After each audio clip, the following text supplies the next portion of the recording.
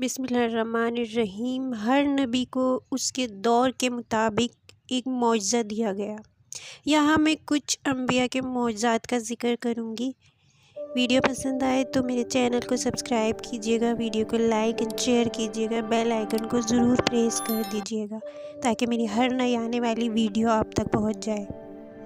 حضرت عیسیٰ علیہ السلام کا دور میڈیکیشن کا دور تھا، ڈاکٹرز کا دور تھا۔ لوگ علاج کرنے والوں کو بڑا مانتے تھے کیونکہ اللہ پاک نے آپ کو وہ معجزات عطا کیے تھے کہ آپ اندھوں کو اکھیارا کر دیتے تھے، اور کوڑیوں کو جب آپ دم کرتے تو ان کے جسم سے کوڑ دور ہو جاتا تھا، اور جو لوگ دنیا سے چلے گئے ان کے لیے آپ دعا کرتے تھے۔ آپ مردوں کو بھی زندہ کر دیا کرتے تھے اللہ تعالیٰ کے حکم سے۔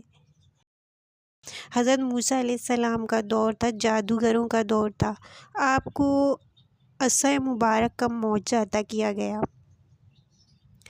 آپ کا عصا جادوگروں کے سانپوں کو کھا گیا تو یہ معجزہ دیکھ کر لوگ آپ کے قریب آ گئے۔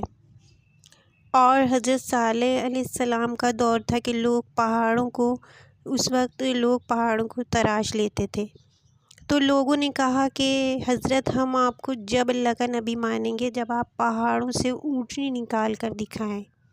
تو اللہ تعالیٰ نے وہ معجزہ آپ کو عطا فرمایا۔ نبی پاک صلی اللہ علیہ وسلم کا جو دور تھا، اس میں عرب کے جو لوگ تھے ان کو بڑا اپنی زبان پر ناز تھا۔ ان کو لگتا تھا کہ ہم ہی یہ زبان بول سکتے ہیں اور اس کے علاوہ اور کوئی یہ زبان نہیں بول سکتا۔ اس دور میں نبی پاک صلی اللہ علیہ وآلہ وسلم تشریف لائے تو اللہ نے آپ کو فصاحت اور بلاغت عطا فرمائی، اور آپ کے جملوں میں وہ گہرائی عطا کی کہ جب آپ صلی اللہ علیہ وسلم قرآن کی تلاوت کیا کرتے تو بہت ہی پیاری تلاوت ہوتی ہے، اور قرآن آپ صلی اللہ علیہ وسلم کے سینہ اقدس پر نازل ہوا۔ یہ ایک معجزہ تھا نبی پاک صلی اللہ علیہ وسلم کا، اور نبی پاک صلی اللہ علیہ وسلم کا دور تو قیامت تک کا دور ہے۔ پھر نبی صلی اللہ علیہ وآلہ وسلم کا سفر معراج بھی رہتی دنیا تک کے لیے ایک لوگوں کے لیے معجزہ ہے، ایک جواب ہے۔ بتایا جاتا ہے کہ یہ ہزاروں سال کا ٹریول تھا۔ سفر معراج پر میں نے ایک ویڈیو بنائی ہوئی ہے، ڈسکرپشن میں لنک موجود ہے، دیکھ لیجئے گا۔